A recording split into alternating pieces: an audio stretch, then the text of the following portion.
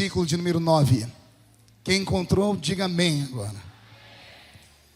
Mas como está escrito, aquilo que os olhos não viram, aquilo que os ouvidos não ouviram, aquilo que não subiu ao coração do homem, é o que Deus tem reservado para aqueles que o amam.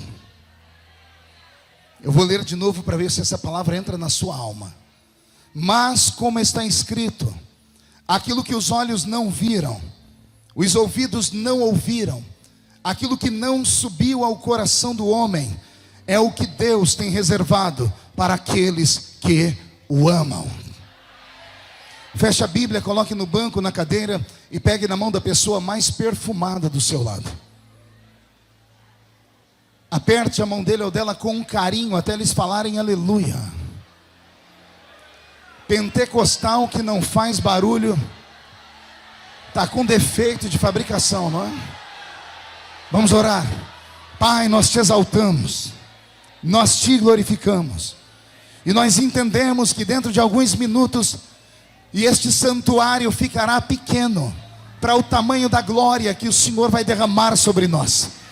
Os que vieram tristes começarão a saltar de alegria. Os que vieram se arrastando não voltarão se arrastando para casa nesta noite. Voltarão voando nas asas de um novo tempo. E antes que eu comece a revelar os seus oráculos, cerque este santuário com a sua glória. E num raio de 5 quilômetros, onde houver um demônio alojado, eu dou a esses demônios segundos para sumirem de Resende. Porque se não sumirem, serão queimados pelo poder da sua glória que aqui será derramada. Rasgue os céus sobre a Assembleia de Deus esta noite. Manda anjos de fogo descerem do céu. Que estes anjos desçam trazendo brasas de fogo nas mãos. Comecem a esparramar estas brasas entre nós. E onde houver um crente cheio do Espírito Santo, pega ele nesta noite, Jesus, e mostra o caminho da verdadeira e poderosa adoração. Fala conosco, fica conosco, é o que eu te peço agora e sempre. E toda a igreja diz: os que podem, tomem o seu assento aplaudindo a Jesus, porque Ele é bom, porque Ele é maravilhoso.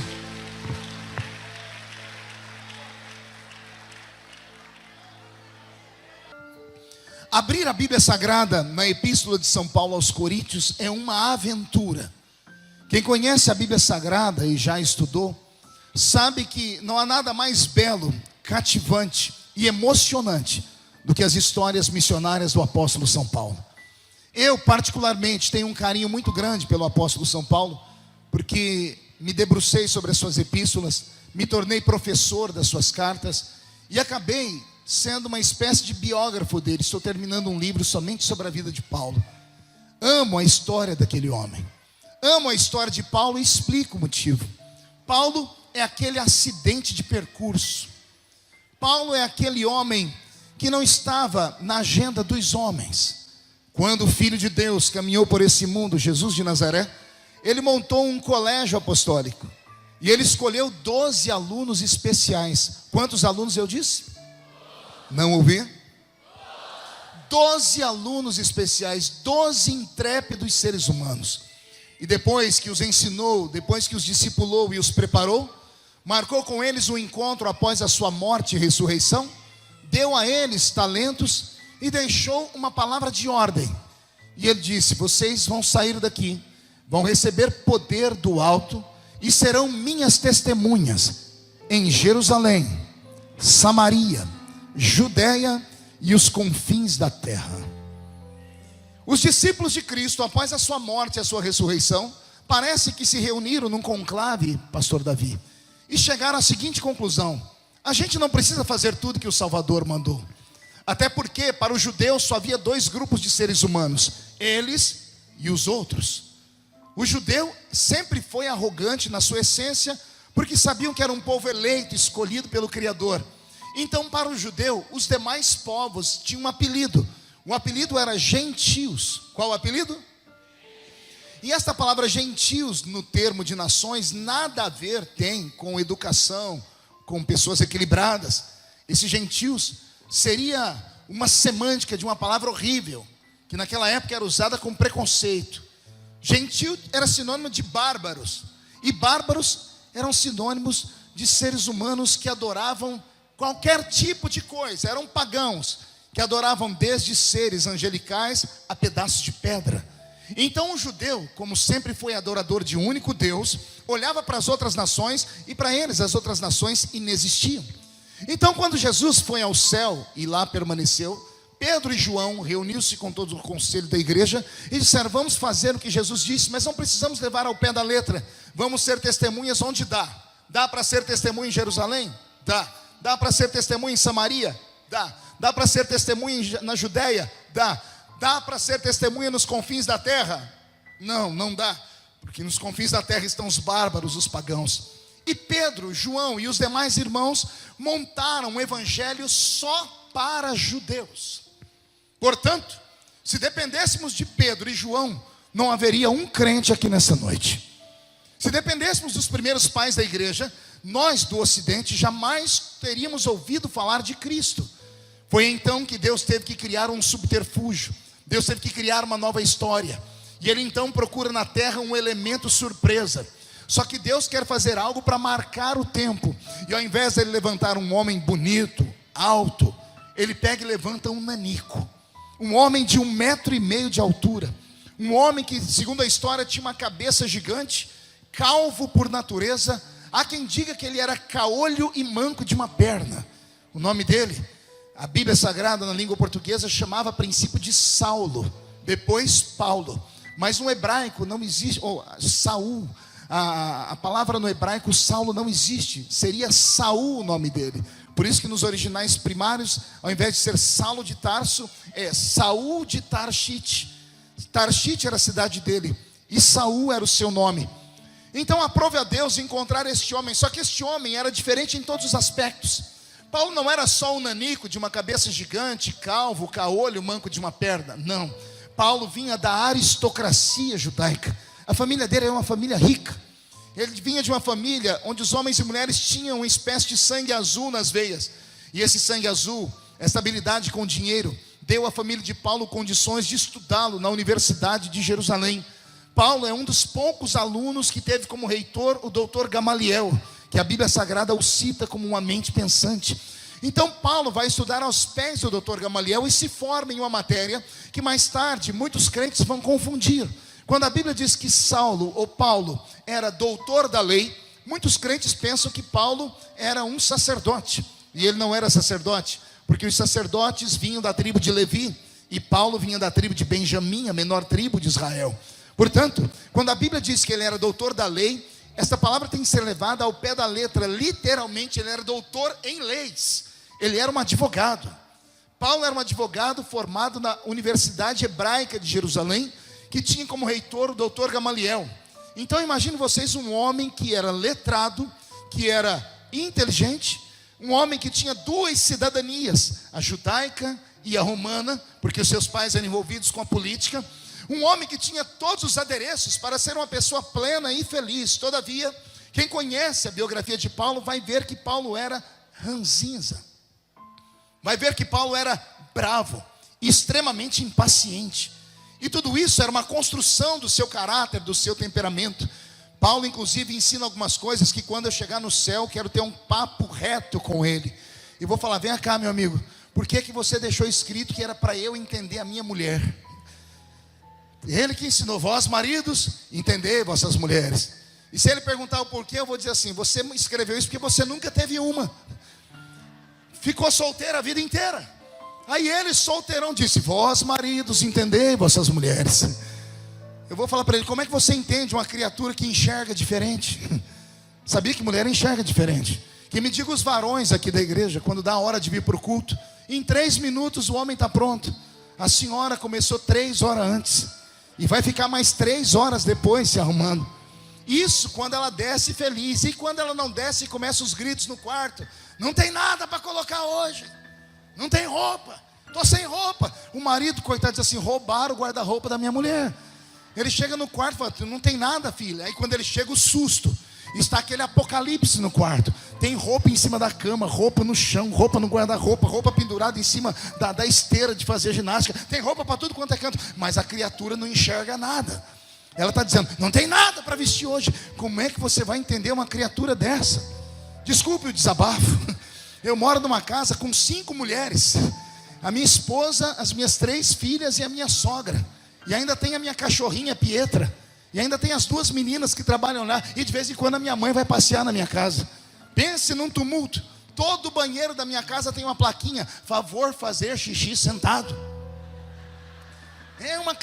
Não tem como compreender a mente dessa criatura. Com todo respeito, como é que você vai compreender uma criatura que sangra 5 dias por mês sem parar e não morre?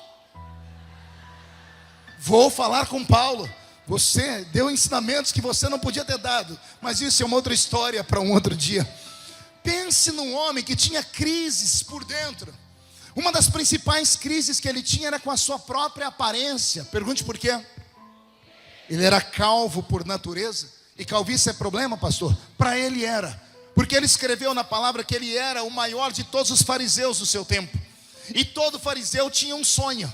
O sonho de um fariseu era fazer o voto do nazireado. Todo nazireu era aquele escolhido no ventre da mãe e não podia passar a navalha sobre a barba, o cabelo, tocar em coisa morta ou beber bebida forte. No livro de Levítico está escrito: se você não nasceu nazireu, faça o voto do nazireu. Então os judeus mais ortodoxos, os fariseus, deixavam crescer do lado da cabeça aqui uma mecha de cabelo que eles faziam até uma trancinha. Até hoje, em pleno século 21, quando você vai em Israel, você encontra aqueles judeus usando aquela roupa escura, e aqui do lado tem um negocinho pendurado além da barba comprida. Aqueles judeus estão dizendo: eu não sou só judeu, eu sou um fariseu e eu fiz o voto do nazireado, eu me entreguei a Deus para sempre. Paulo, sendo o maior de todos os fariseus, tinha um trauma. Ele não tinha cabelo. Como não tinha cabelo, não dava para deixar aquela mecha aqui. Isso causou frustração espiritual na vida dele. Como ele tem problemas com a sua aparência, porque é um homem pequeno, manco de uma perna, e problema nos olhos. O problema nos olhos nós vamos encontrar na carta aos Gálatas. Quando ele escrevendo aos Gálatas, ele diz: o amor que vocês têm por mim é tão grande, que se preciso fosse, vocês arrancariam seus olhos e doariam para mim.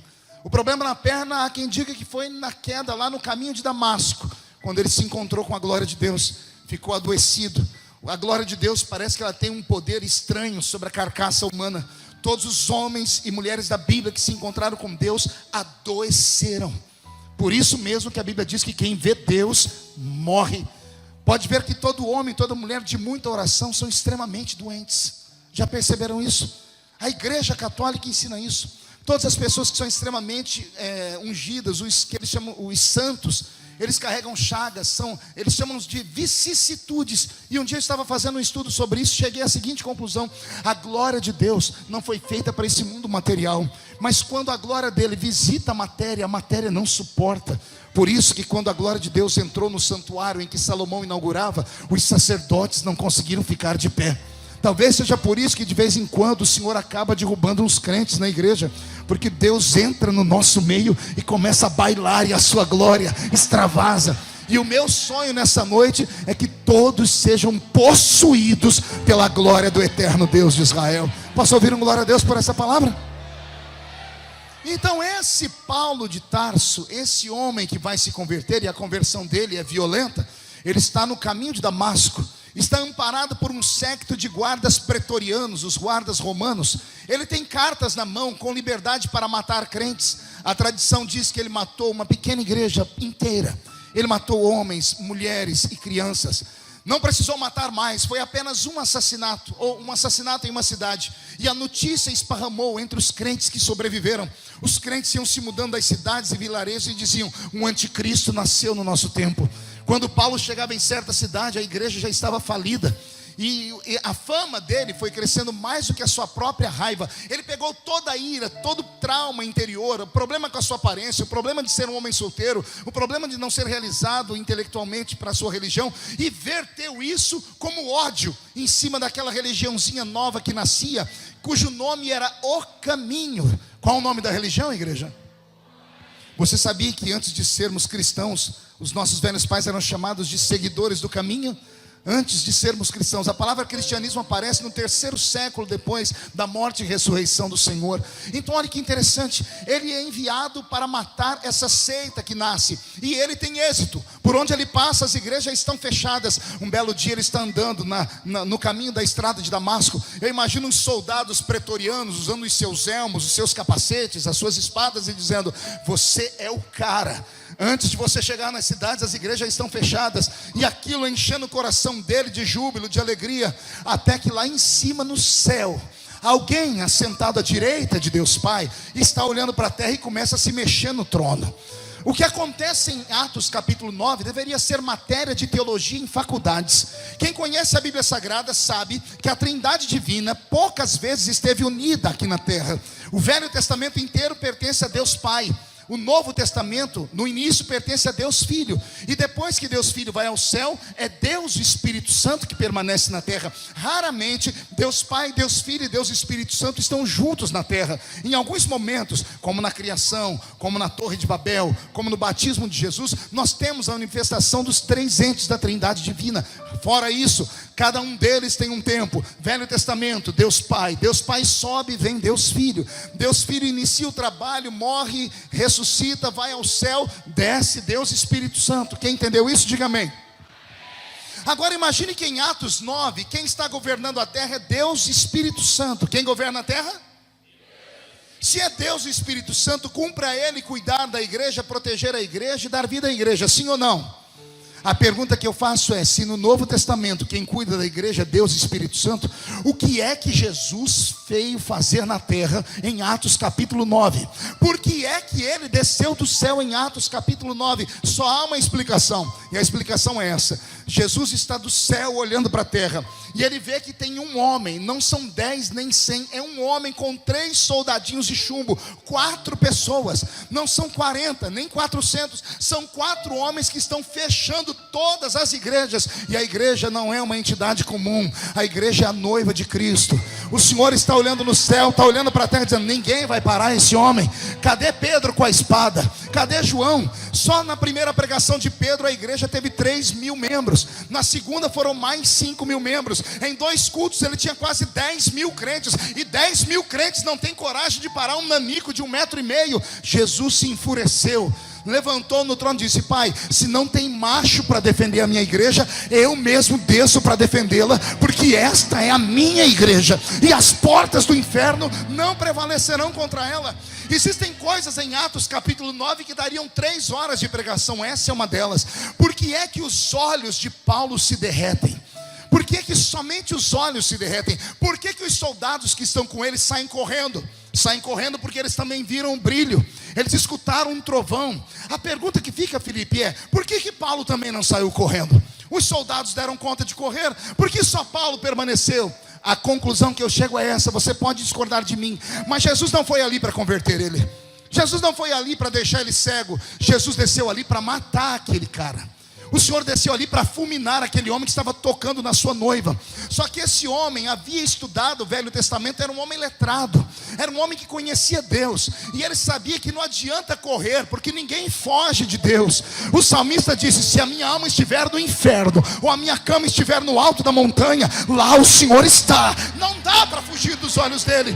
Conhecendo Paulo que não dá para fugir de Deus, os romanos fugiam porque não conheceram. Paulo pensou consigo em milésimos de segundo: se eu fujo, ele me mata, porque ele veio para me matar, então eu vou fazer a minha única tentativa. E não é que funciona. Pergunte para mim o que ele faz.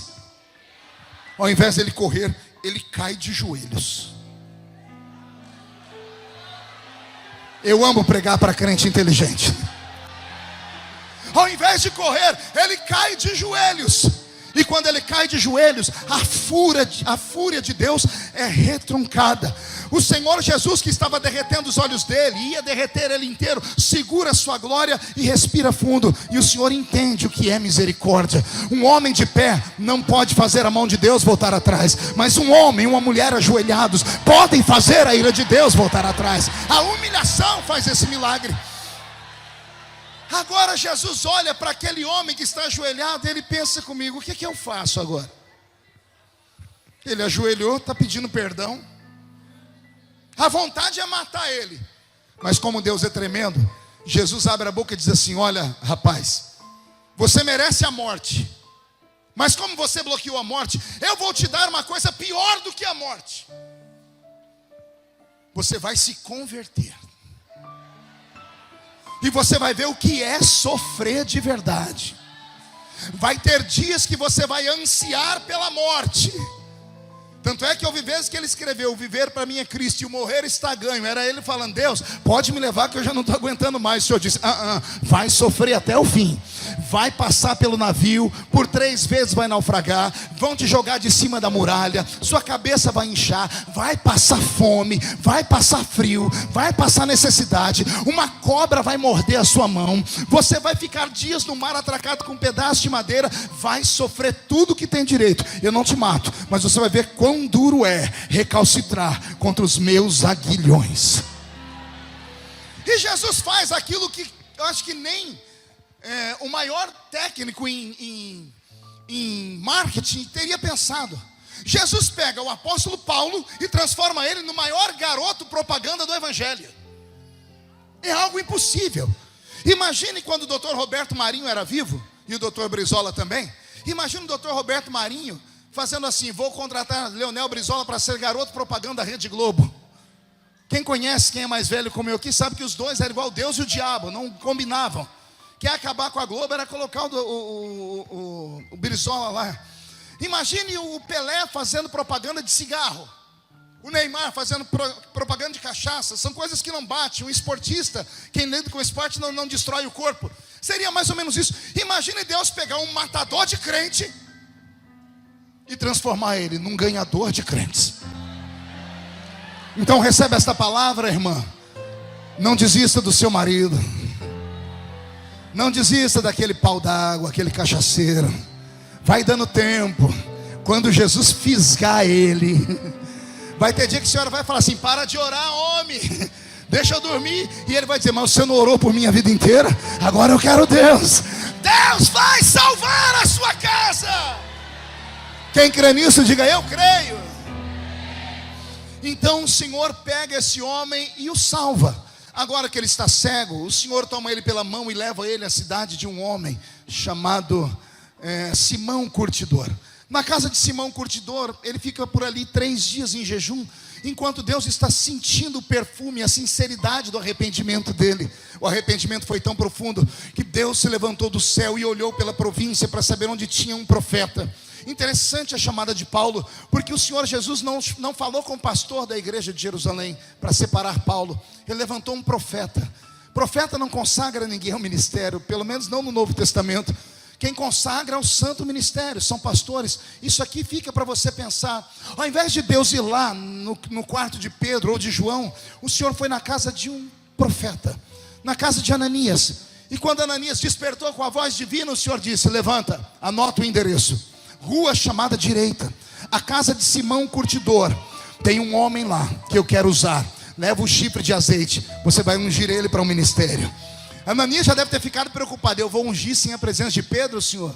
Eu imagino o Senhor dizendo: Pedro é empregado, quem manda nessa jossa sou eu. Pega o chifre e vai. Ananias está obedecendo, até que ele põe a mão na maçaneta da porta e abre. E antes de sair ele comete um ato falho. Pergunte o que ele faz. Só falo se todo mundo perguntar. E ele resolve perguntar para Deus o nome da pessoa que ele tem que ungir. Senhor, qual é o nome do cidadão que eu vou ungir? E o Senhor feliz diz: Saulo de Tarso.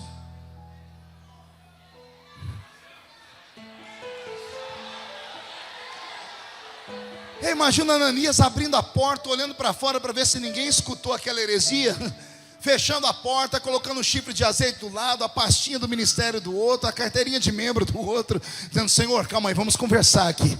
Esse aí não é aquele, é aquele. O assassino, o assassino. O matador de crente, o matador de crente. O fechador de igreja, o fechador de igreja. Senhor, tem alguma coisa errada. Por que, Ananias? Porque esse homem não presta. Ó Deus, se chacoalhando no trono, dizendo assim: ele não presta para você. Não presta para você porque você só enxerga um palmo na frente do seu nariz. Como eu enxergo o futuro, eu vou dizer para você o que ele é para mim. Ele é para mim um vaso escolhido. Ele é um vaso escolhido. E assim nasce o ministério mais estranho da Bíblia. Ele é um elemento surpresa. Paulo é o 13º apóstolo, e há quem diga que o número 13 dá azar. No Brasil deu azar por 13 anos, inclusive. Mas pela Bíblia Sagrada, o número 13 é um número de sorte. Porque Jesus tem 12 discípulos e ele é o número 13. Um dos discípulos foi embora, ou melhor, os discípulos não aceitaram essa função de Cristo. O Senhor deixou 12 homens na terra. Quando Judas cai, levanta um no lugar dele, só tem 12. Aí vem o Senhor e escolhe Paulo como 13º. E é esse homem que o Senhor começa a tratar com ele e usá-lo. A Bíblia Sagrada diz que Paulo, ao se converter, receber a visão de volta, ao ser curado e ungido, ele começa a pregar o Evangelho. E a pregação de Paulo apavorou a igreja. Olha que coisa. A igreja deveria ter amado ele, mas a igreja ficou apavorada com ele. Ficaram apavorados porque quando a notícia chegou que o ex-perseguidor de crentes está pregando, o concílio da igreja o conselho de ética mandou um grupo de pastores para ver o que ele pregava. E quando Pedro e João, escondidos num cantinho, viram Paulo pregar, eles ficaram malucos, porque Paulo tinha tudo o que eles tinham, mas eles não tinham aquilo que Paulo tinha. Eu vou repetir de novo. Vou pedir para os irmãos evitarem caminhar. Além de caminhar, senta e fica batendo papo. Fala para a moça aqui parar um pouquinho. Eu avisei antes. Fica quietinha, querido. Tá bom? Obrigado. Desculpa. É porque eu fiz um pedido antes. Eu não sou mal educado, mas é que tira a minha atenção. E eu vou pregar só até as 3 da manhã. Fique tranquilos, tá bom? Então imagine vocês que agora esse apóstolo São Paulo, esse meu querido irmão, começa a pregar. Pedro e João veem ele pregar e eles se apavoram, porque ao escutarem Paulo, eles dizem assim: esse homem tem tudo que nós temos. Só que um olha para o outro e diz assim: só que nós não temos o que ele tem. Entendeu aí ou não? Pergunte para mim, o que é que ele tinha, pastor? Ele tinha tudo que Pedro e João tinham, que é unção, graça e autoridade. Só que ele tinha aquilo que Pedro e João não tinham. Pergunte o que? Conhecimento. Ele tinha letra, ele tinha lei, ele conhecia tudo e um pouco mais, era um erudito. Então quando Pedro e Paulo ouviram Paulo, ou quando Pedro e João viram Paulo pregar, o queixo deles caiu. Eles se apaixonaram pela pregação de Paulo. Só que como o ministério está crescendo, já tem várias congregações, o ministério já existe há alguns anos, Pedro e Paulo chegam à seguinte conclusão: se a gente der asas para ele, ele vai ficar maior do que nós. Então vamos fazer a ele um pequeno conselho. Dizem a ele assim: irmão Paulo, a sua pregação é linda, todavia vamos fazer uma coisa. A sua conversão pode arriscar a existência da igreja toda. Quando descobrirem que o senhor que recebeu cartas para matar a igreja agora é também da igreja, possa trazer o olhar de Roma, e Roma querer mandar os seus soldados, o séquito inteiro, e acabar conosco. Então o senhor faz o seguinte: aceite o conselho dos pastores mais velhos, volta para a sua cidade e mergulha. Volta para a sua cidade e espera a poeira baixar. Quando as pessoas esquecerem desse episódio, nós vamos te buscar e o senhor será um homem do nosso lado. E Paulo fez aquilo que todo novo convertido faz: acredita nos mais velhos. E ele voltou para a cidade dele. Só que ele voltou como novo convertido. E o novo convertido tem o primeiro amor. E quem tem o primeiro amor não fica calado. Quando ele entra na cidade dele, ele começa a pregar o evangelho. A notícia esparrama: ué, o Paulo está pregando, o advogado. Não acredito, ele matava, agora não é mais. A família de Paulo sente vergonha e tem asco dele, ao ponto de deserdarem ele. Paulo é deserdado da família. Seu escritório de advocacia fale. Ele não era só um doutor da lei, um advogado, ele era também poliglota. Ele falava vários idiomas. Ninguém o convida para traduzir texto nenhum mais. Ele começa a padecer necessidades. Ele é obrigado a aprender uma tarefa, uma profissão que somente pessoas extremamente pobres faziam. Ele precisa aprender a pegar uma agulha e a tricotar. Ele começa a costurar tendas. Olhe como caiu. De homem nobre, de homem rico, de advogado, agora ele vai costurar tendas. Mas ele não se dá por vencer. Ele está esperando a poeira baixar. A pergunta que eu faço é: quanto tempo leva para uma poeira baixar? Quanto tempo leva para um escândalo desaparecer? Quanto tempo leva para as pessoas esquecerem um ato falho? Quanto tempo você aguentaria? 1 ano? 5 anos. Falou em anos, já começa a dar desespero na gente. Pois Paulo ficou 14 anos abandonado. Abra sua carta aos Gálatas, capítulo 2 em casa, e você vai ver Paulo dizendo: 14 anos eu esperei a minha oportunidade. Filipe, ele ficou 14 anos sem poder pregar, 14 anos sem poder anunciar Cristo, 14 anos sem ter alguém para ensinar a Bíblia para ele, 14 anos sem alguém contar para ele quem foi Jesus. Ele não caminhou ao lado de Cristo, ele não conhecia as histórias, não havia o Evangelho, não havia as histórias escritas. Os homens da igreja negaram evangelizar. Ele ficou 14 anos sentado em uma tenda costurando panos, e o coração dele foi ficando cada vez mais duro. Por isso ele se torna uma pessoa extremamente mais ranzinza ainda. 14 anos se passam. Quantos anos se passam? A igreja de Jerusalém está crescendo muito. Numa reunião de ministério, alguém se levanta e diz assim: irmão Pedro, eu estou com um problema na minha igreja. Qual é o seu problema, irmão? Eu tenho um presbítero lá, e esse presbítero é muito rico, ele é empresário, e o dízimo dele sustenta boa parte de nós. E ele tem um sonho de ser pastor. Ele não é um grande pregador, mas é um homem temente. Tenho medo da gente não consagrá-lo e a gente perdê-lo. E Pedro diz: aí, o que nós podemos fazer? Tem alguma igreja que nós podemos enviá-lo? O secretário da convenção levanta e diz assim: olha, irmão, tem uma igreja que ninguém quer pastorear ela. Ela chama-se Sepultura de Ministérios. Onde fica? Antioquia. Por que matam profetas lá? Porque a igreja é extremamente pobre. Os crentes têm a cor da pele acirrada, acima do caucasiano, e sofrem preconceito. Ninguém quer pastorear Antioquia. Então nós temos que mandar para lá alguém que não precisa de dinheiro. O irmão Barnabé tem dinheiro, então podemos enviar ele para lá. Resolvemos o problema, mantemos um obreiro que tem um dízimo forte na igreja e damos para aquela igreja um pastor.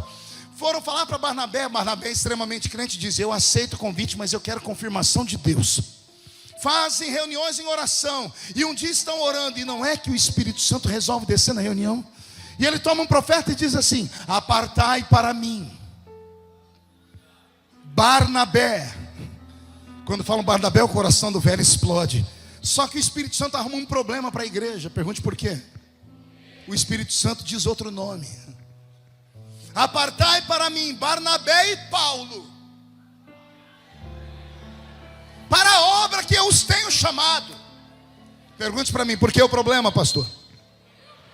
Porque ninguém em Jerusalém conhecia Paulo. Está abandonado fazem 14 anos. Ele foi conhecido ali na regiãozinha próxima a Damasco, e depois foi ficar em silêncio, esperando alguém se lembrar dele.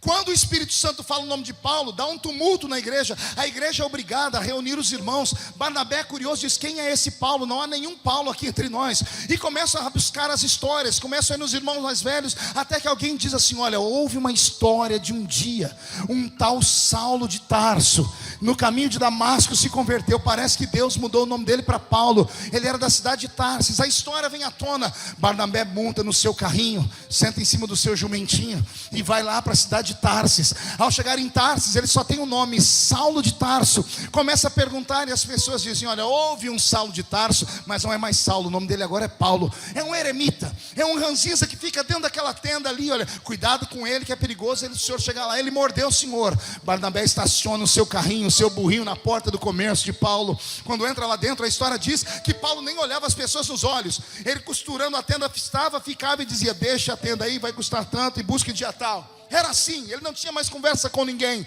Quando a porta se abre, ou a tenda se abre, Barnabé entra. Paulo diz: pode deixar a tenda aí. E Barnabé disse: eu não vim atrás de comércio, eu vim trazer um recado de Deus.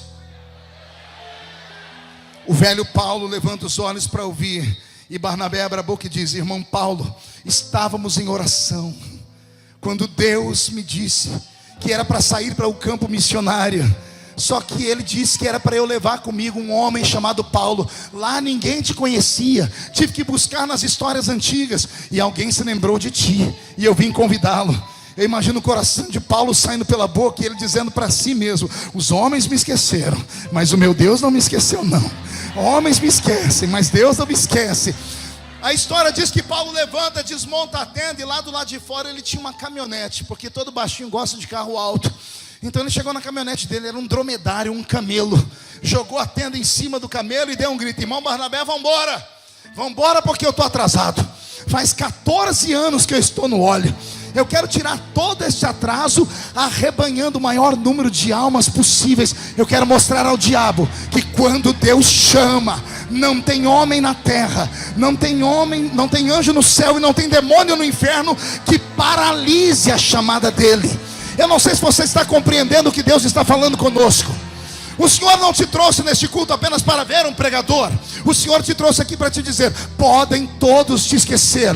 Como diz Isaías no capítulo 45: até aquela que amamenta pode esquecer o seu filho, mas eu, o Senhor, não te esqueço. Eu te chamo pelo teu nome, eu te tomo pela mão direita.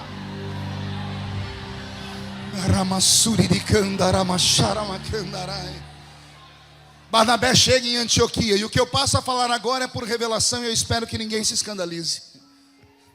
Ao chegar em Antioquia, o irmão Barnabé abre o culto, aquela igreja com gatos pingados, destruída, sem luxo, sem nada, e ele diz: sou o novo pastor empossado pela igreja, estaremos juntos agora, os cultos são diastais, próximo culto o povo está convidado, todos os que estavam longe se aproximam da igreja, curiosos. Barnabé vem, conta como está Jerusalém, ele conhece a liturgia do culto. Barnabé sabe como começa o culto, a oração feita, a parte da oferta, o louvor. Ele conhece a liturgia, ele é um bom dirigente de culto. Não é um bom pregador da palavra, mas ele não precisava, tinha um bom pregador da palavra com ele. Por isso que Jesus chamou Paulo. Um administra, o outro prega. E é isso que aconteceu com a igreja de Antioquia. Na hora da pregação, Barnabé dizia: vamos ouvir o irmão Paulo pregar. Pense um homem que esperou a oportunidade 14 anos. Pense um homem que sonhava em pregar, que ficava ensaiando mensagens. Porque é mais ou menos assim que acontece com quem tem vocação. Não te dão oportunidade, você agarra uma escova e vai para frente do espelho e começa a pregar. Posso ouvir um glória a Deus à igreja? Barnabé e Paulo estão em Antioquia. Paulo prega com uma autoridade tão grande que o céu desce naquela igreja. Os crentes saem de lá com os olhos desse tamanho, dizendo: Deus voltou para este santuário. A notícia esparrama, próximo culto, a igreja tem o dobro de pessoas, porque uma boa pregação atrai a multidão. Amém, igreja? A multidão está vindo. Um belo dia Paulo está pregando e o culto está tão alegre que ele começa a orar, e Jesus começa a batizar com o Espírito Santo. E Barnabé tem um papelzinho na mão e uma caneta dizendo: isso aí acontece em Jerusalém. Em Jerusalém tem palavra e batismo com o Espírito Santo. Até aqui está indo tudo bem. Próximo culto, a igreja está cheia, o povo adorando, a glória de Deus descendo. Um crente dá um pulo e fala em línguas, e Paulo dá um pulo e fica quieto e diz assim: psss. Esse irmão que falou em línguas aí atrás, o irmão diz: você, o senhor sabe o que o senhor acabou de falar? O irmão diz: eu não sei não, eu falei em língua dos anjos. E Paulo diz: pois bem, eu sei o que o senhor acabou de falar. O irmão Barnabé sentado aqui atrás disse assim: irmão Paulo, calma aí, eu estou vendo a liturgia aqui, em Jerusalém não tem esse negócio não. Os crentes até falar em línguas falam, mas o senhor vai fazer, o senhor vai entender, o senhor vai interpretar. Vou, mas irmão Paulo, em Jerusalém não tem. Aí imagino Paulo dizendo: mas aqui em Antioquia tem. E por que é que tem? E Paulo diz: porque eu aprendi com o Senhor. Você já reparou que todas as vezes que Paulo vai dar um ensinamento, ele faz questão de dizer: o que eu aprendi com o Senhor, eu também vos ensinei? Pergunte a mim, por quê, pastor? Ele fala isso porque a igreja não o discipulou. Pedro e João não tiveram paciência de falar para ele as histórias de Cristo. Como ninguém ensinou Paulo, o próprio Deus abriu uma faculdade para ele. Mais tarde Paulo vai contar o segredo dele. O segredo dele é esse: eu conheço um homem que, se no corpo não sei, se fora do corpo não sei, foi ao terceiro céu e lá ouviu coisas inefáveis que não é lícito aos homens contar. O meu coração se enche de júbilo, porque no pleno século 21 essas coisas ainda acontecem. Deus marca uma pessoa para levantá-la, mas os homens travam. Deus levanta uma pessoa e as pessoas não querem. As pessoas expulsam, excomungam, expulsam, jogam para fora. Mas quando Deus escolhe, passa o homem, passa o céu, passa a terra, passa o ministério, mas a chamada desse homem não passa jamais. Barnabé começa a entrar em desespero, porque o culto começa a fugir da liturgia. Cada culto para ele era um Deus os acuda. Próximo culto, Paulo está orando, ele diz: hoje, irmãos, eu não quero só pregar não. Cadê os doentes aqui? Venham aqui na frente. E Paulo começa a colocar a mão e Jesus começa a curar. Barnabé olha a liturgia do culto, diz, não, em Jerusalém tem, é desse jeitinho aí, põe a mão sobre os enfermos e os cura. Paulo voltou a ser crente, meu pai, então, não vamos ter problema com Jerusalém. Próximo culto, os doentes que foram curados esparramaram a notícia, e todos os doentes da cidade vieram para a igreja. E aquela multidão de doentes, Paulo vai orar por eles, mas ele não dá conta, porque é muita gente. Ele põe a mão na cabeça de um, ele faz o cálculo, se eu começar a orar agora, eu vou terminar daqui 3 dias. Então ele faz uma coisa que apavora Barnabé. Pergunte o quê? Ele tira um lenço do bolso.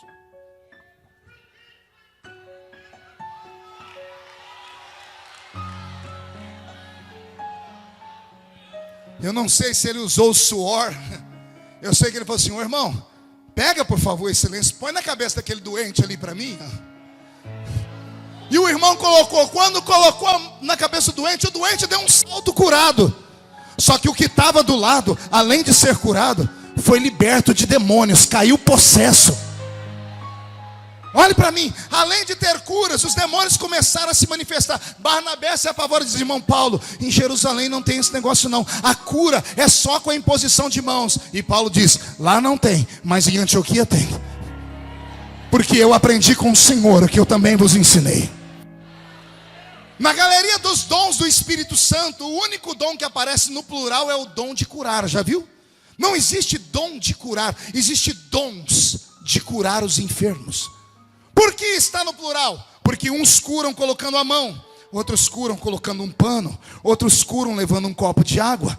E o crente que acredita recebe o milagre, porque não existe dom de curar, é dons no plural. Essas coisas começam a apavorar, mas as coisas não param por aí não, as coisas tendem a ficar mais fortes. Pergunte como? Próximo culto, os doentes da região toda começam a vir, e aparece no culto um tipo de doente que ninguém nunca tinha visto. Homens e mulheres que nasceram com anomalia física, que nasceram sem braço, que nasceram sem perna. E quando esses doentes ficam na frente de Paulo, Barnabé olha, deve ter dado uma engasgada, dizendo, como é que cura isso? E Paulo não tem medo.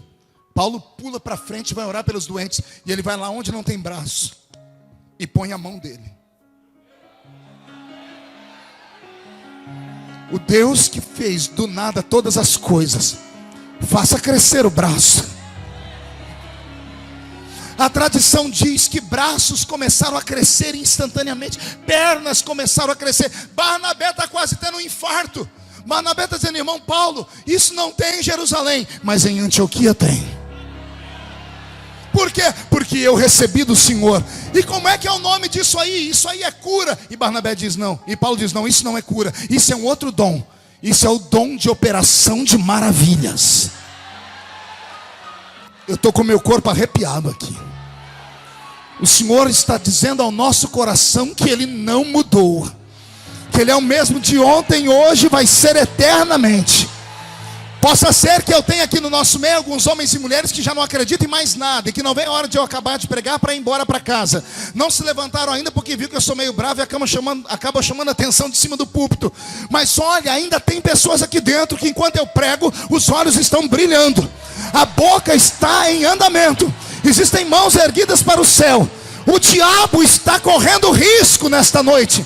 Porque a igreja aqui em Resende pode ressuscitar os dons do Espírito Santo.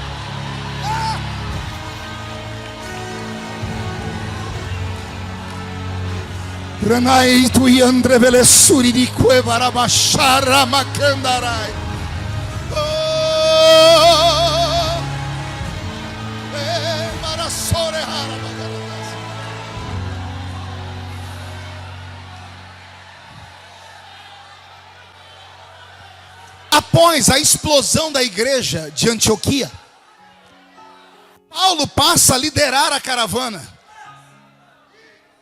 E ele vai então para uma obra missionária que nunca antes ninguém havia tentado. Uma coisa é pregar para judeus famintos. Uma coisa é pregar para comunidades doentes. Mas Paulo quer fazer aquilo que os discípulos não fizeram. Ele não queria pregar em Jerusalém, Judeia e Samaria. Ele queria os confins da terra. E os confins da terra mais próximos de Jerusalém era a Grécia. Diga comigo, Grécia. E eu me apavoro. Porque podendo você pregar para um povo que você sabe que vai se converter, Paulo foi pregar para um povo que não tinha a mínima possibilidade de conversão. Os gregos tinham 4 qualidades que nenhum outro povo tinha. Os gregos eram bonitos. Os gregos eram ricos. Além de bonitos e ricos, os gregos eram inteligentes. E eram místicos. Uma coisa é pregar para uma pessoa que você vai convencê-la depois que dá um pedaço de pão para ela. Vá no continente africano e você vai ver que as pessoas se convertem aos milhares. Vá na Índia, onde há muita miséria, as conversões são em massas. Quero ver você ir aqui no centro dessa cidade e subir no alto daqueles arranha-céus, naqueles homens e mulheres que têm carros que custam aquilo que você não vai ganhar na sua vida inteira. Vá pregar para eles. Vá pregar para os professores da Universidade do Rio de Janeiro. Vai ganhá-los. E Paulo teve a ousadia de pregar para os gregos. Pense num povo bonito. A expressão deuses gregos. Nossa, esse homem parece um deus grego. Essa mulher parece uma deusa grega. Fala da beleza. Essa história de malhar corpos, de trabalhar, os bíceps, os tríceps nasceram com eles. O esporte nasceu com eles. Os gregos são berço da civilização. Não bastasse ser bonitos, eram ricos. A cidade de Éfeso era a capital do comércio do mundo antigo por causa dos portos que lá haviam. Pense num povo que é inteligente, porque nasce com eles aquilo que nós chamamos de filosofia. Philos e sofia, 2 palavras em latim. Philos, amigo, sofia, inteligência. Filosofia é amigo da inteligência, amigo da sabedoria. Até os dias de hoje, olha que se passaram milhares de anos, os nossos filhos entram na universidade e a cabeça deles derrete, o cérebro deles funde, quando o professor diz: interprete este texto de Platão. Interprete esse texto de Aristóteles, de Sócrates. Homens que viveram antes de Jesus, 3.000 anos atrás. Hoje, em pleno século 21, com toda a tecnologia, não damos conta de interpretar o texto deles. São os gregos, os pais da filosofia. Não bastassem ser tudo isso, eram místicos. Pense num povo que tinha um céu particular. O céu dos gregos ficava no alto de uma montanha chamada Olimpo. Qual o nome da montanha? O tal Monte Olimpo. E o panteão dos deuses dos gregos eram imensos. Os deuses deles eram eram 3 irmãos: Zeus, Poseidon e Hades. Hades cuidava do reino dos mortos, Poseidon dos mares e Zeus dos céus. Deuses safadinhos. De vez em quando desciam na terra, pegavam as mulheres mais bonitas, dormiam com elas e deixavam sementes na terra. E os seus filhinhos eram semideuses.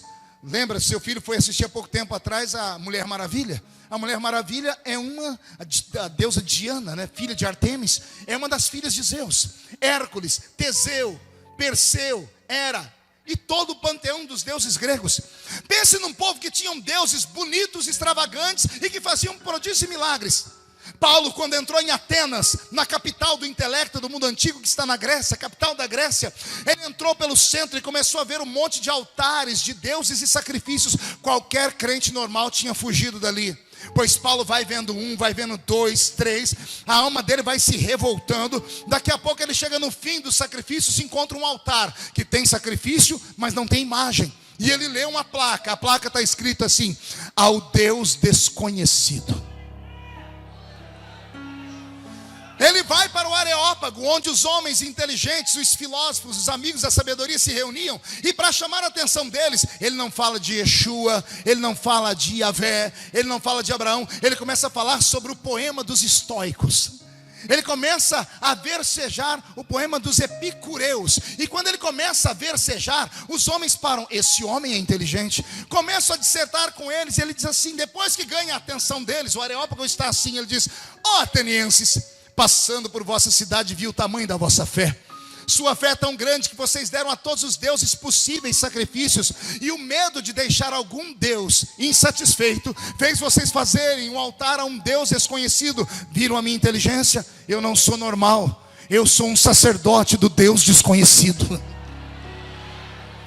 Os gregos se curvaram diante dele e disseram: como assim você veio dos céus? Ele diz: não, eu vim aqui de uma terra próxima. Esse Deus desconhecido nasceu lá em Belém, cresceu em Nazaré, morreu no alto da cruz, foi ao mundo dos mortos, ao terceiro dia ressuscitou, foi para o céu, e qualquer dia desses vai voltar para arrebatar a sua igreja.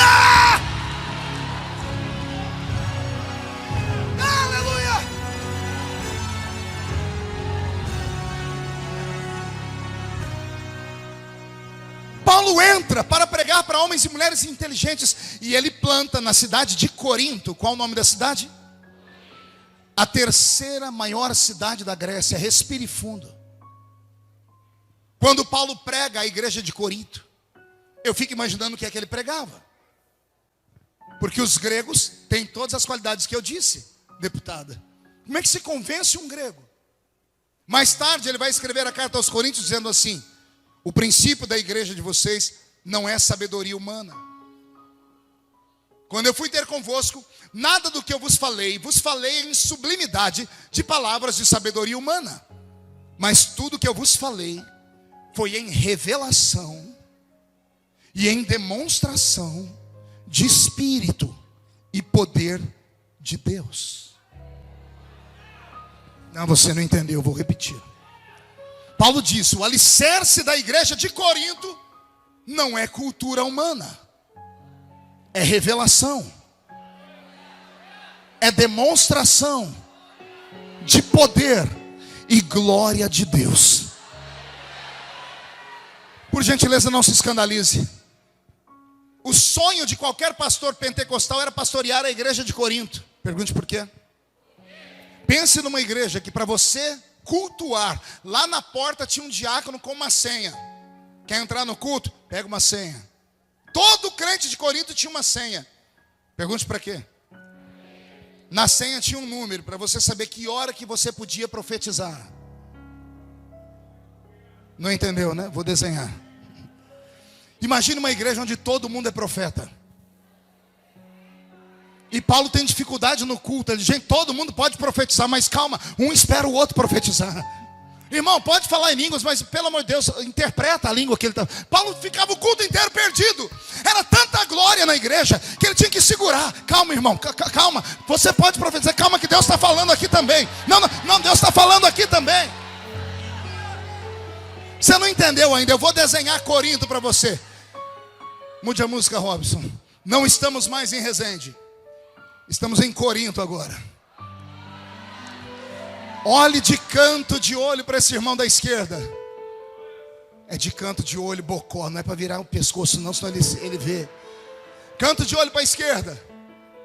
Cuidado, esse aí é profeta. Olho da direita. Esse fala em variedade de línguas. Olha o que está atrás. Esse interpreta as línguas. Olha o que está na sua frente. Esse cura os enfermos. Olha os que estão na galeria. Aqueles lá discernem os espíritos. Olha aqueles que estão no telão. Aqueles do telão têm o dom da operação de maravilhas. Olha os que estão aqui. Esses têm o dom da palavra do conhecimento, a revelação. Ah, meu Deus. Ah, meu Deus.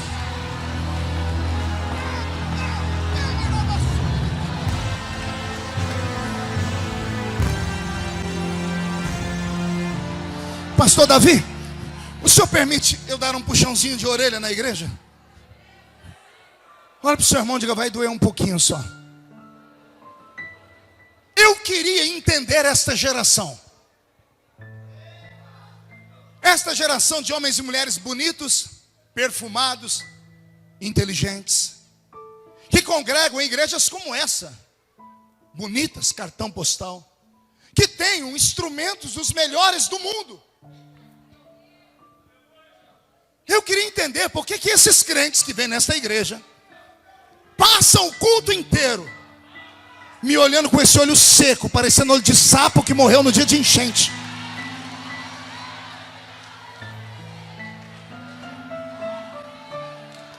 Eu já sei a sua desculpa, pastor, é que eu não sou desses aí não, eu sou equilibrado.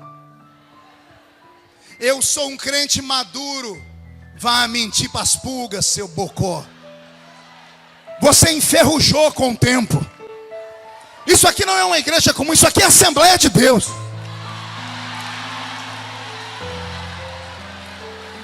Essa igreja nasceu no monte, na oração. Essa igreja nasceu com revelação. Essa igreja nasceu com dons do Espírito Santo. E se você não gosta desse barulho, vá para casa assistir o Corujão.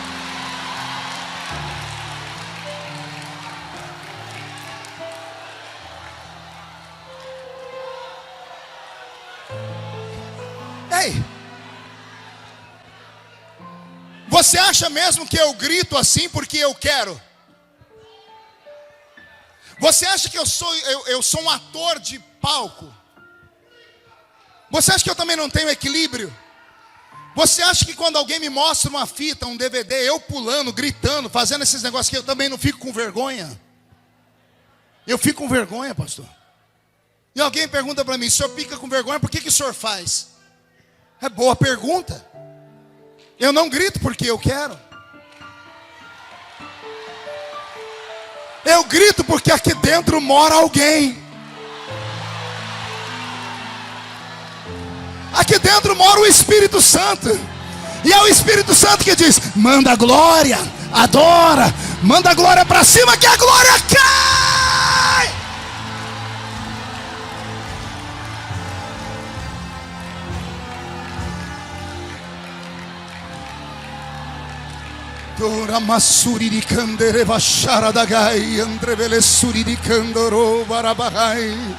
Senhor, dá um sinal da sua presença nesta noite. Onde houver um crente vivo, pentecostal, que não se envergonha do evangelho, pega ele agora!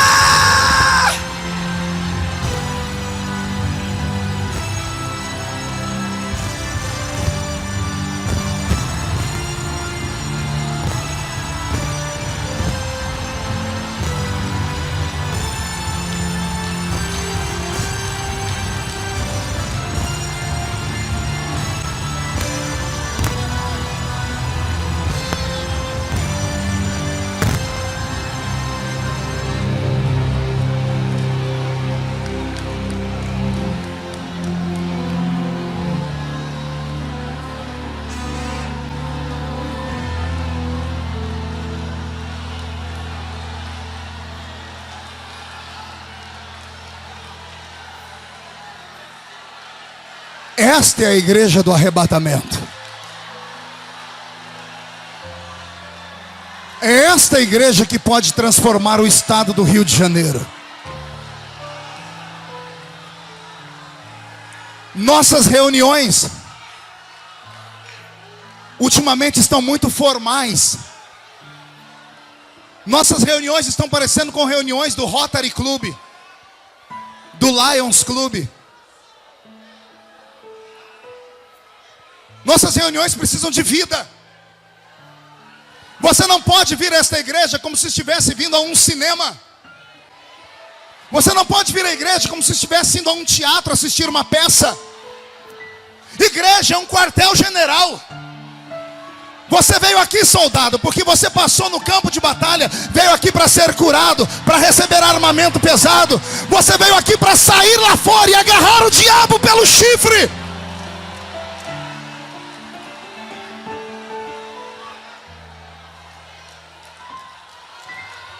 Ouça-me.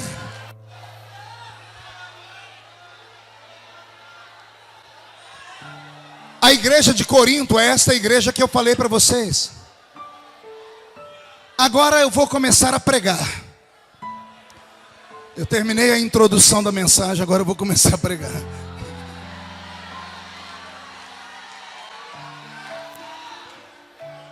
Por que é que Paulo escreveu o capítulo 2 e o versículo 9? Aquilo que os olhos não viram, os ouvidos não ouviram, e não subiu ao coração do homem, é o que Deus tem reservado para aqueles que o amam. Fique em silêncio por um minutinho.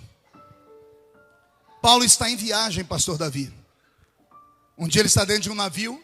Alguém se aproxima dele e diz assim: irmão Paulo, Eu sou membro da igreja de Corinto. E Paulo, que fazia anos não via a igreja de Corinto, não havia celular, não havia carta, não havia nada. Quer dizer, correio demorava demais. Paulo senta do lado do irmão e começa a dizer: que bom, como está o fulano de tal, como está a igreja? E eu imagino Paulo lembrando do início, uma igreja viva, cheia do Espírito Santo. E aí Paulo faz a pergunta que todo pastor, quando passa por uma igreja, encontra o irmão, pergunta: e como é que está a igreja? O irmão olha para Paulo e diz assim: a igreja mudou. Mudou como? Não, a igreja está bonita, está rica, está grande, tem dízimo, oferta, instrumentos, tem tudo. E como é que está o culto? E o irmão começa a dizer: Paulo, mudou bastante. Por que mudou? Porque aquela geração que se converteu com o Senhor envelheceu. E a geração nova que veio não viu o que vocês viram, não ouviu o que vocês ouviram, e não sentiram o que vocês sentiram. Por isso é automático, quando sai uma geração entra outra. A geração que vem é inferior à outra. O Espírito Santo não voa mais em Corinto, Paulo. A igreja mantém a estrutura, mas não tem mais revelação, não tem mais demonstração de espírito e poder. E Paulo, como é importante, servo do Senhor experiente, ele diz assim: calma aí, o que expulsa o Espírito Santo da igreja não é riqueza.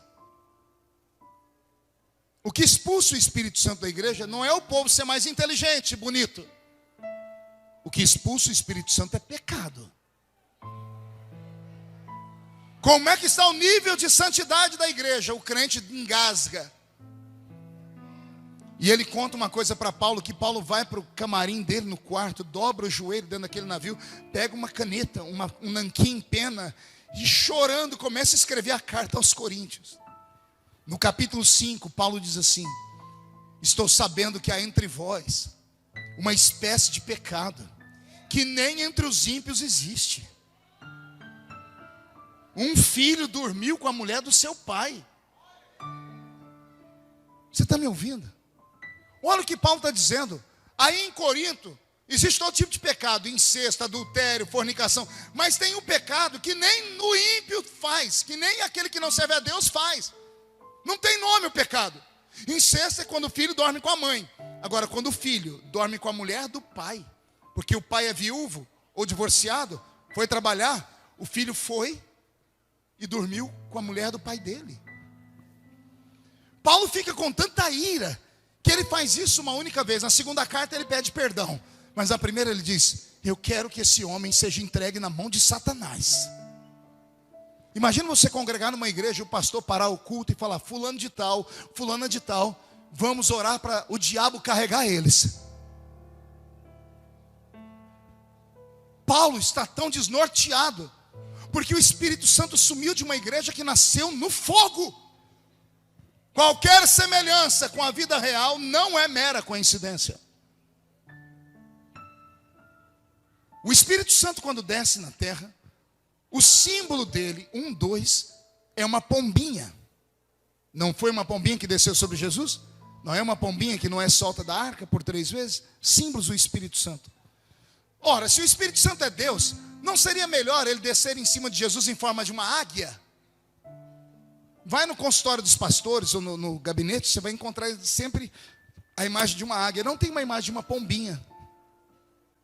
Por que o Espírito Santo não desce em forma de uma águia, se ela é a rainha dos céus? Pergunte para mim, por que não, pastor? Porque a águia é uma ave de rapina. A águia mata. O Espírito Santo não mata. Todas as aves de rapina, cada uma tem uma qualidade. A águia mata, o urubu espera morrer. O corvo pega a pessoa morta, ou a criatura morta, e cisca em cima do cadáver. A ave de rapina é acostumada com mau cheiro. O mau cheiro atrai ela. O mau cheiro expulsa a pombinha. Porque a pombinha não tem fel no estômago. Por isso é símbolo do Espírito Santo. Começou a entender? Começou a entender porque tem culto que não vai? Tem culto que não tem nada, não acontece nada. Você está no culto e diz: o que é que eu estou fazendo aqui? Se eu estivesse em casa eu estava mais feliz vendo a novela. Tem culto que trava tudo. Por quê? Porque o Espírito Santo não quer descer. Ora, ele espera você 2 vezes por semana. Ele só te vê 2 vezes por semana. Todas as vezes que você chega ele fica extremamente feliz. Então por que ele não opera, pastor? Porque ele não desce em lugar onde só tem coisa podre. Ele não desce em lugar onde as coisas estão catingando, onde as coisas estão fedendo. Ei, pastor, calma aí, as igrejas estão cheias. Quem disse que entrar na igreja é mérito de alguém? Entrar na igreja qualquer um entra, até cachorro entra, basta a porta estar aberta. E por falar nisso, dia desse eu estava pregando e bem no meio do corredor tinha um cachorro deitado. Os irmãos davam glória a Deus, o cachorro levantava a cabeça e fazia Eu já vi cachorro quente, mas cachorro crente foi o primeiro da minha vida. Qualquer um sabe que aquela criatura, aquele cachorro não estava adorando a Deus, mas ele estava na igreja como estavam todos. Mas quem disse que o milagre está na igreja? Paulo ensinou aos coríntios: quando vocês se ajuntam na terra, vocês entram na igreja. Mas quando uns têm salmos, outros têm testemunhos, aí vocês saem da terra e entram nas regiões celestiais. Você pode não acreditar no que eu estou falando. Já tem algumas horas que deixamos Resende. Nós estamos nas regiões celestiais. E o que eu vou te falar agora, eu acho que você nunca ouviu na vida. Essa história de culto congregacional só existe na nossa mente, viu? Só nós ficamos felizes quando vemos a igreja cheia, principalmente o pregador, né? Olha, está todo mundo cheio, que culto lindo, culto congregacional. Deus não reconhece culto congregacional. Deus é tão poderoso, Ele é onipresente, que na mente de Deus nessa noite, dentro desta linda igreja, só tem 2 assentos. Um é o dele e o outro é o seu. Não entendeu, né? Não tem essa multidão. Na mente de Deus, Ele é tão poderoso que Ele consegue colocar cada um de nós em um ambiente separado. Deus está sentado olhando para você e você olhando para Ele. Pastor, por que Deus não fala comigo? Porque o culto não é para você, é para Ele. Pastor, por que Ele não me dá glória? Porque você não deu glória. Pastor, por que eu não sou batizado com o Espírito Santo? O Espírito Santo é como um beija-flor, só vai em flor aberta. Como é que ele pode descer em você? Dá uma olhadinha na sua cara, parece que foi batizado num pote de vinagre. Segura aí, está no culto algumas horas com essa boca travada, essa boca de aço, essa língua de ferro, esse queixo de concreto. Reage! Reage!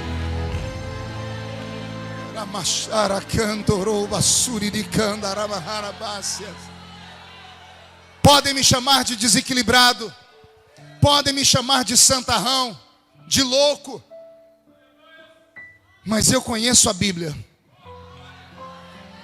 Todas as vezes que o Espírito Santo descia em Atos dos Apóstolos, que é o livro do início da igreja, ele nunca deixava uma pessoa sem tocá-lo. Vou repetir. Todas as vezes que os crentes se reuniam e o Espírito Santo descia, ele descia sobre todos. Não se escandalize, descia sobre crentes e sobre não crentes. Cesareia Marítima, Atos capítulo 10. Pedro chega na casa de Cornélio, um pagão romano. A Bíblia diz, vou deixar Pedro falar. E enquanto eu pregava para a família de Cornélio, os empregados dele, não tinha nenhum crente lá. Todos adoravam ídolos. Pedro diz, enquanto eu pregava, caiu o Espírito Santo sobre todos. E todos falaram em línguas. Atos capítulo 2, vamos para o texto áureo da fé pentecostal. E estavam reunidos no mesmo lugar, e de repente veio do céu um som como de um barulho forte e impetuoso, e encheu a casa onde estavam assentados. E foram vistos por eles línguas repartidas como que de fogo, as quais pousaram sobre cada um deles. E todos foram cheios do Espírito Santo, e começaram a falar em outras línguas, conforme o Espírito Santo lhes concedia que falassem. Pastor, isso acontece quando tem pregador de fogo. Vamos para Samaria. Tem um diácono em Samaria. Diácono não ia para pregar, ia para cuidar de órfão e viúva. Mas esse diácono era levado. Quando ele viu a multidão, ele disse, nada de dar pão e peixe, eu vou é pregar. Estando Filipe pregando, pelas suas mãos começaram a sair sinais, prodígios e maravilhas. E por onde ele passava, todos eram cheios do Espírito Santo. Agora a pergunta que eu faço é essa. Eu estou em Resende, numa festa de senhoras do ciclo de oração, que são mulheres de oração, numa Assembleia de Deus, e tem pessoas que não conseguem descruzar os braços. Tem pessoas fazendo bolinha de chiclete na boca. Tem duas garotas, eu não vou nem olhar, senão eu vou entregar onde elas estão um culto inteiro lixando a unha. Alguém avisa essas criaturas que aqui não é um salão de beleza, aqui é uma casa de Deus. Ai, Jesus.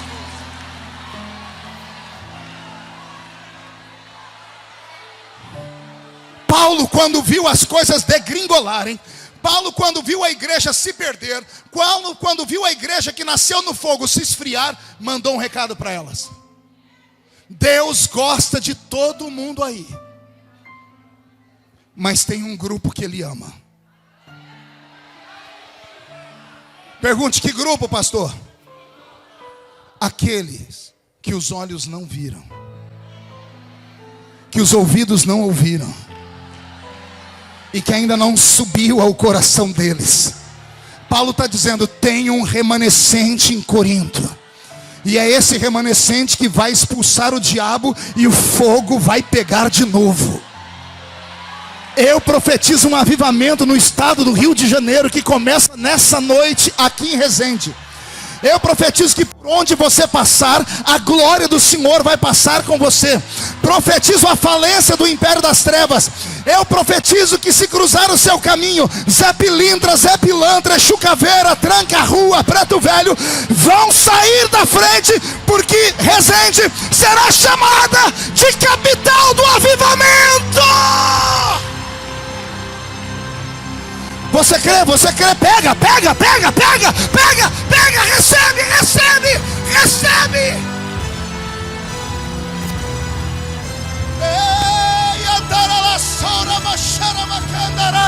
Vai, crente, desenferruja, sai da terra, toque os céus, vai, profeta.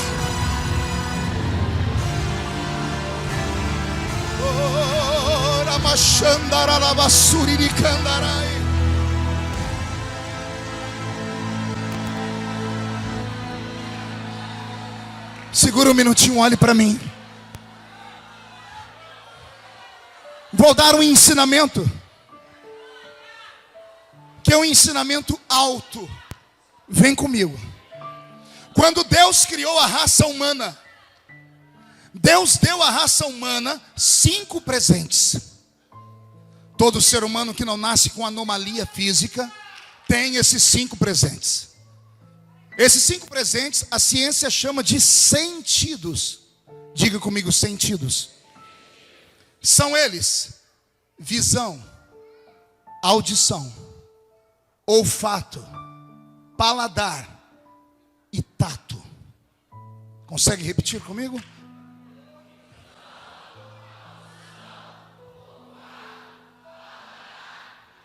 Parabéns.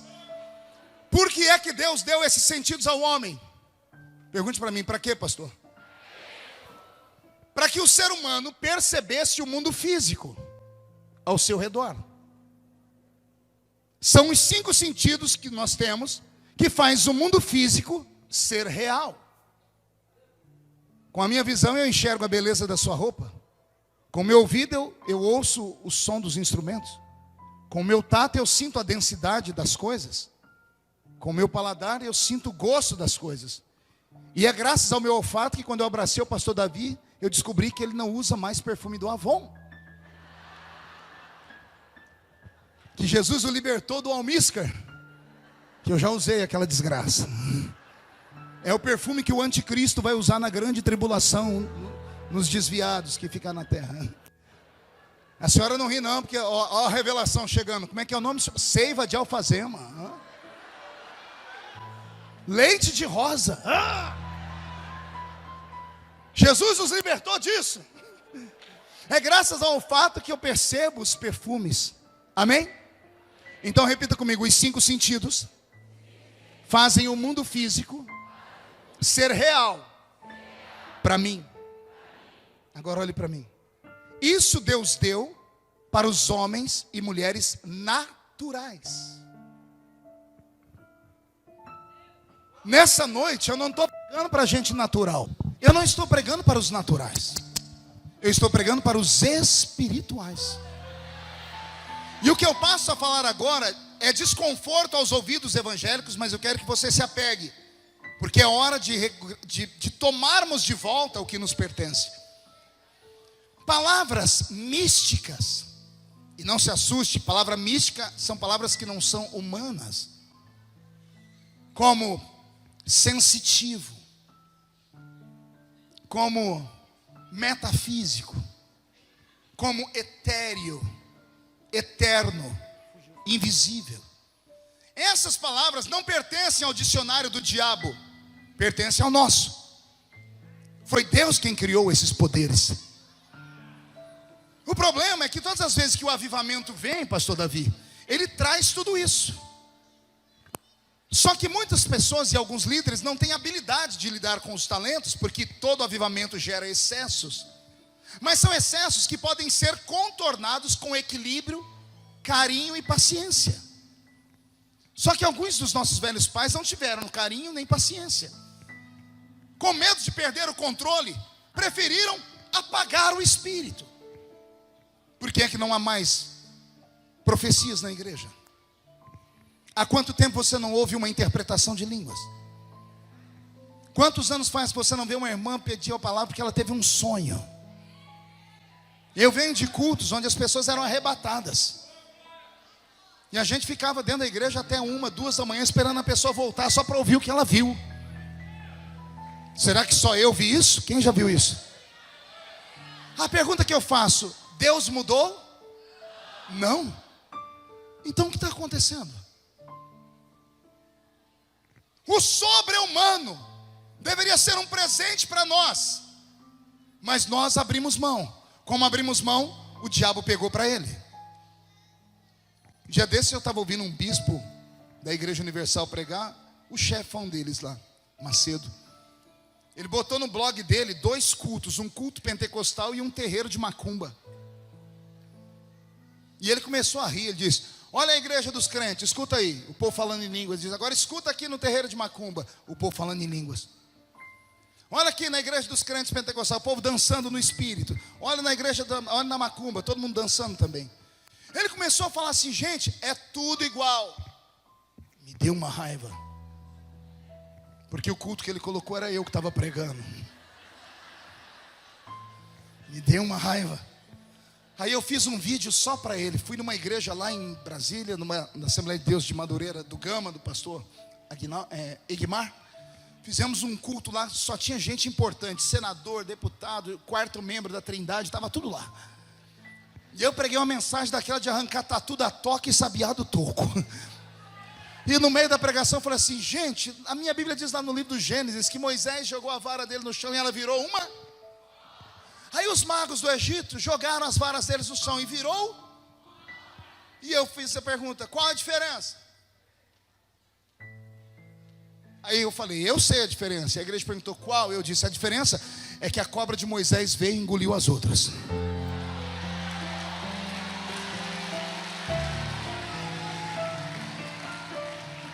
O diabo é um imitador. Qual a diferença de um terreiro de macumba com um culto pentecostal? Imensa. Lá, por exemplo, os espíritos que descem só descem sobre cavalo. Pergunte por quê? Você tem como domar o cavalo. Bota um cabresto nele, senta em cima dele, ele tem que fazer o que você quiser. Aqui, o Espírito Santo não desce sobre cavalo, só desce sobre ovelhas. Lá, a pessoa que é possuída, quando ela é despossuída, ela fala assim: quem sou eu? Onde estou?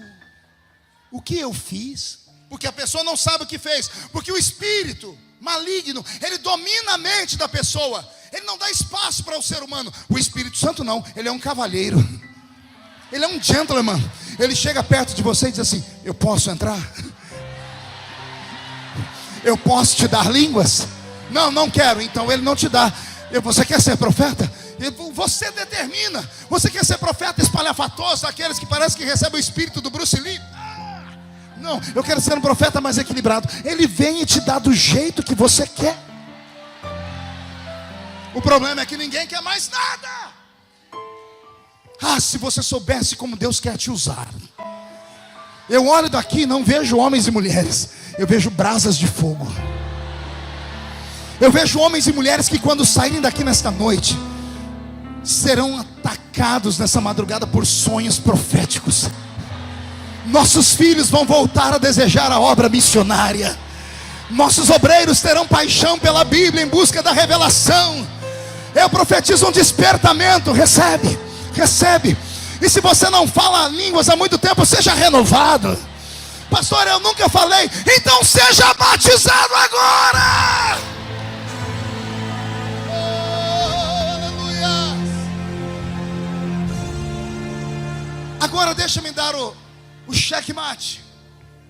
Todo ser humano normal tem 5 sentidos. Os anormais têm um sentido a mais. O apelido dele é sexto sentido. Mas a gente só vai ver isso em filmes de Hollywood, com Bruce Willis e aquele menino loirinho do olho vesgo verde dizendo assim: I see people dead all the time. Eu vejo gente morta todo o tempo. A gente só acha que é a mulher da gente que tem o sexto sentido. Eles falam que mulher tem o sexto sentido, né? Que mulher adivinha as coisas. Não é isso. O sexto sentido é um sentido extrasensorial que nós pentecostais temos. Temos porque desenvolvemos, ou deveríamos desenvolver. Toda pessoa nasce com uma certa habilidade na sua área sensitiva. Quando a pessoa tem a sorte de vir para uma igreja, ela vira um profeta. Quando ela não encontra uma igreja, encontra alguém que é espiritualista, ela vira um babalorixá. Só que lá no babalorixá, eles treinam a pessoa. A pessoa que quer desenvolver o talento dela tem que se sacrificar. Raspa a cabeça, come carne podre, bebe urina, toma banho em fezes de animais, recebe espíritos que começam com o nome de Herê e vão até o baixo nível, apanham do invisível. Se tem alguém aqui que já frequentou esses terreiros, sabe do que eu estou falando. O diabo não dá nada de graça. Se quiser receber, tem que pagar o preço. E aí, depois que paga o preço, se torna um homem ou uma mulher que tem vidência. Aí o Espírito Santo é tão equilibrado que ele diz assim: gente, ninguém precisa comer carne podre aqui. Não precisa beber xixi, nem tomar banho em fezes. Você só precisa buscar. Só precisa entrar aqui dentro e gritar: eu quero, eu quero, eu quero, eu quero, eu quero. A fórmula para receber dons é fácil, é essa: glória, glória, glória, glória, aleluia, aleluia. Pastor, mas o que é que o irmão que está do meu lado vai falar? Esse infeliz não paga as suas contas, não tem que falar nada, nada. Enquanto você ficar pensando no que os outros vão dizer, o talento que Deus poderia te dar, Ele vai deixar passar.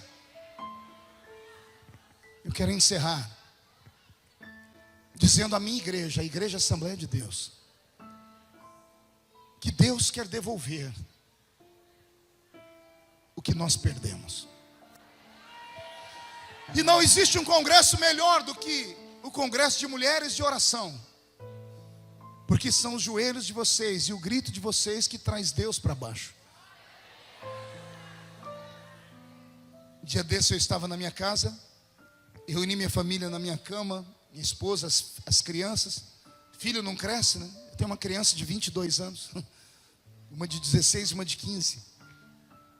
Fiz um culto com eles, cantei um hino, fiz uma pregação rapidinha. Quando eu fui despedi-las para irem dormir, eu falei: papai vai fazer uma oração com vocês. Abracei todas. Quando comecei a orar, o Espírito Santo me deu uma palavra de oração. Antigamente os nossos pais ensinavam isso: se você não sabe orar, pede que ele te ensina. E quando eu comecei a orar, minha alma foi contrita. A minha oração foi assim: Deus da minha infância, visita os meus filhos.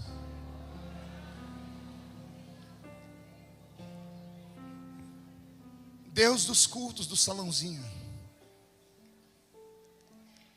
do pandeiro e da sanfona, das irmãzinhas do coque, Deus da harpa cristã, Deus dos folhetinhos que a gente entregava na casa das pessoas.